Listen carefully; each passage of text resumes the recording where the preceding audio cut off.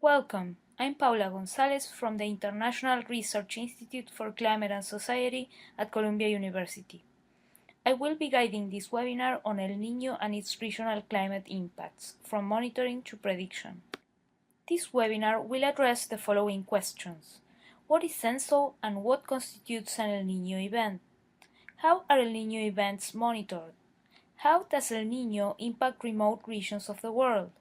El Niño prediction and the current forecast, and how are El Niño impacts predicted? Finally, Erika Alice will summarize the main points of my presentation and outline some implications of the concepts discussed here. ENSO, which stands for El Niño Southern Oscillation, is characterized by episodic warming and cooling events of the tropical Pacific sea surface temperature, which are tied to changes in tropical rainfall and winds. It is a natural, recurring, and coupled oceanic atmospheric phenomenon, meaning that changes in ocean conditions give rise to changes in the atmosphere and vice versa. El Niño refers to the warming events, and typically last between 9 and 15 months, whereas La Niña referred to the cooling events, which normally last longer, between 1 and 3 years. Overall, ENSO has an irregular 2 to 7 year cycle, and its activity peaks during the December-January-February after it first develops. The Southern Oscillation is the atmospheric component of ENSO and is usually characterized by changes in sea level pressure. If the waters of the equatorial Pacific warm up, but there's no corresponding changes in the atmosphere, we don't have an El Niño event. El Niño and La Niña are typically strongest during December to April because the equatorial Pacific sea surface temperatures are normally warmest at this time of the year. Therefore, small changes in this variable actually represent large amounts of heat. The figures at the bottom show the evolution of the tropical Pacific during the period between 1997 and 1999, which includes the 97-98 El Niño warm event and the 98-99 La Niña cold event. The left animation shows the full sea surface temperature field, whereas the right one depicts the anomalies, or departures from the normal conditions. We can see the warm conditions established around July of 1997, but then evolved into a La Niña event that lasted through all of 1999. To understand how ENSO works, we need to start by describing the normal or neutral conditions. The tropical Pacific atmospheric circulation is mainly characterized by the Walker cell, with a rising air column over the warmer waters of the west of the basin and over Southeast Asia. This region is typically referred to as the warm pool. The circulation is sustained in low levels by the trade winds, which blow from east to west and promote the upwelling of cool, neutron-rich deep water near South America. Because of the cold sea surface temperatures extending from this region, it is referred to as the cold tongue.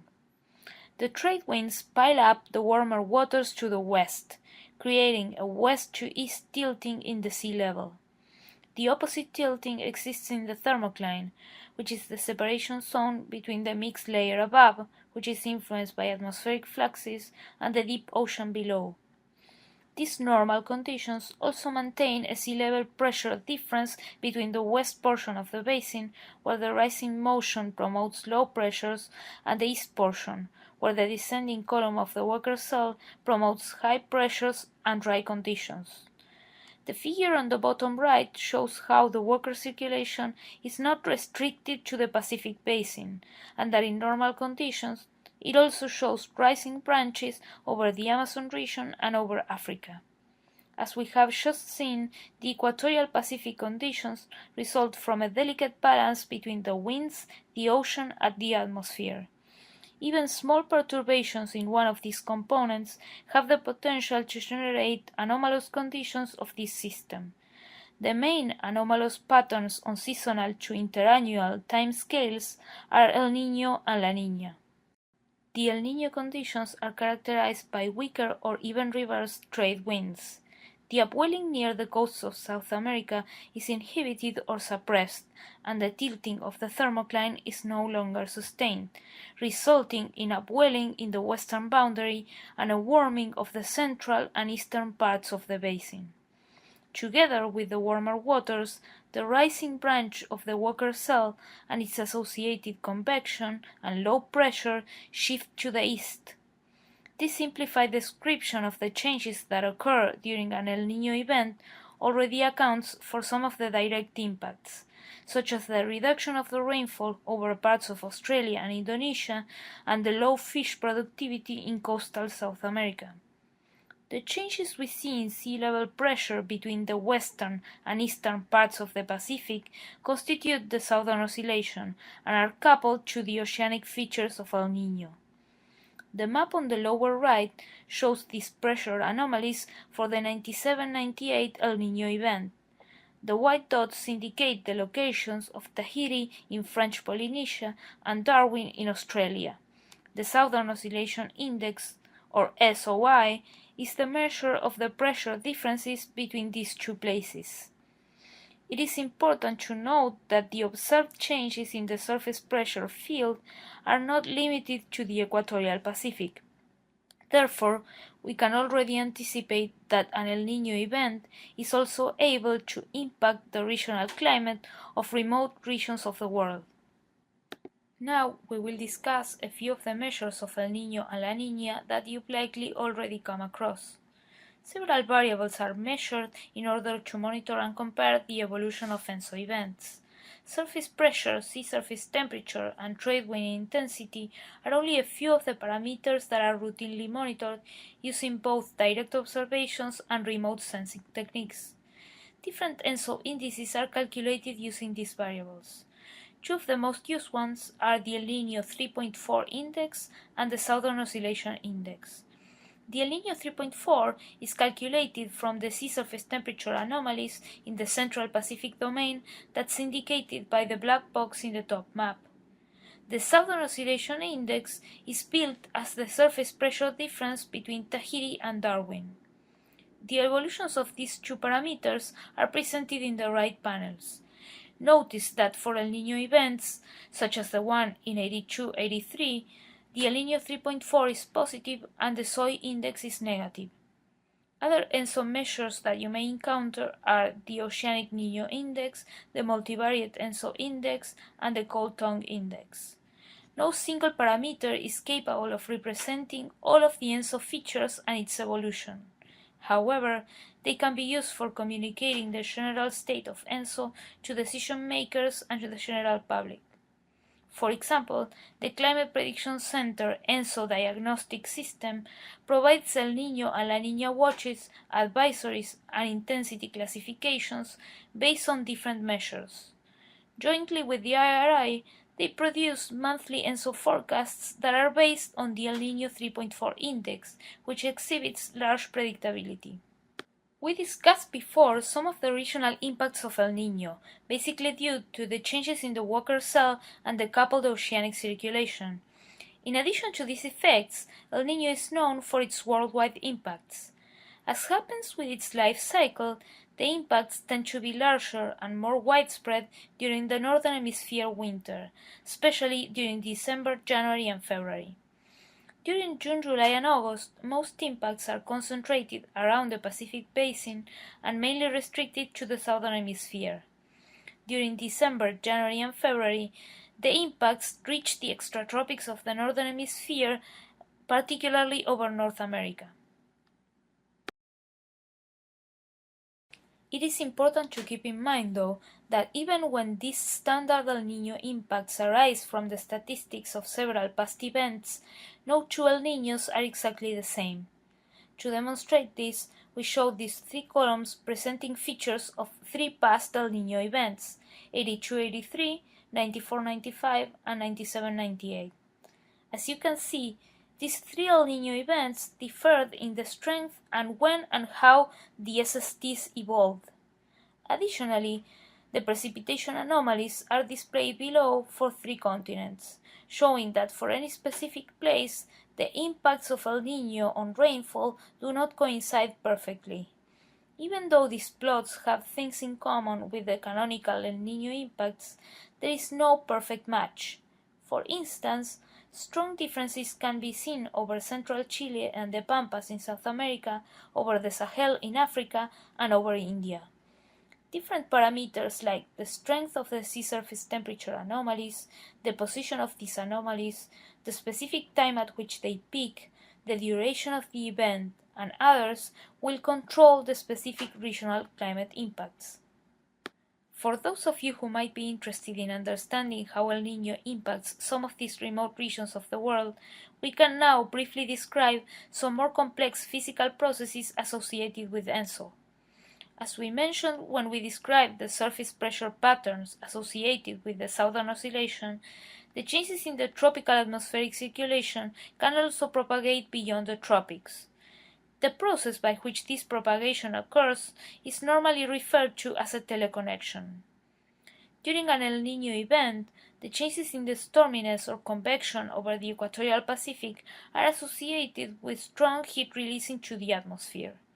We showed before that the local response is a change in the surface pressure, but this heat release is ultimately an energy release, and this energy has the potential to be transported in the atmosphere through changes in the circulation, that is, changes in winds and pressure. These changes generate preferred channels for the transport of the energy, which are called wavetrains, and manifest themselves as the alternation and sometimes the movement of centers of low and high pressure, like the ones shown on the pictures, with an origin in the tropical Pacific and extending into the extratropics of both hemispheres. These new anomalous centers can change the atmospheric patterns over remote regions like southeastern South America, explaining impacts on temperature, precipitation, winds, and many other variables. In these regions, however, the impacts can have different signs and peak in different seasons. In the case of southeastern South America, El Niño typically generates increased precipitation in late spring and early summer, which is economically beneficial due to the increased crop yields. Next, we would like to present to you the basics of how El Niño is predicted. Several climate forecasting centers use numerical models to predict the behavior of the sea surface temperature in the equatorial Pacific. Typically, two types of models are used: dynamical and statistical models.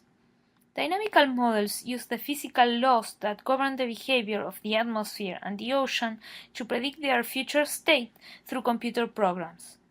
Statistical models use past observations to predict the future. A long period of between 30 and 50 years is examined to look for correlations between different variables associated with ENSO. An example would be a simple model linking the westerly wind anomalies, that would mean weakened trade winds, with sea surface temperature over the equatorial Pacific. In general, statistical models have greater forecast skill for short times of less than 6 months, but are less accurate for predictions that are made farther into the future. The IRI has been a worldwide reference for ENSO prediction ever since its creation. Jointly with NOAA's Climate Prediction Center, IRI releases monthly ENSO forecasts. The most typical prediction products are the El Niño 3.4 plume seen on the left and the probabilistic ENSO forecast shown on the right. The plume starts by showing the latest observations for the index, and then combines the forecasted evolutions from more than 20 dynamical and statistical models. The probabilistic forecast indicates the chances of observing either El Niño, La Niña, or neutral conditions for different 3-month periods into the future. Given the latest forecasts issued on mid-June, we are currently in El Niño watch conditions.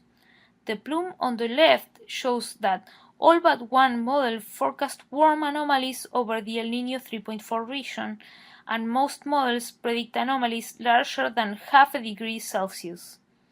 The probabilities of observing an El Niño event remain higher than 60% throughout the northern hemisphere summer, and increase towards the end of the year, reaching almost an 80% chance. We showed before that the occurrence of an El Niño event does not guarantee regional climate impacts of a specific sign. For instance, it does not guarantee below normal rainfall in southeastern Africa. However, seasonal climate forecasts can be used to predict the sign of these anomalies some months into the future. These forecasts are produced through the use of computational models and issued monthly with predictions of up to 6 months in advance. The map shows the latest IRI net assessment forecast for October, November, and December. In this product, the color indicates the probability of occurrence of the terciles of precipitation, that is, below normal, normal, or above normal conditions.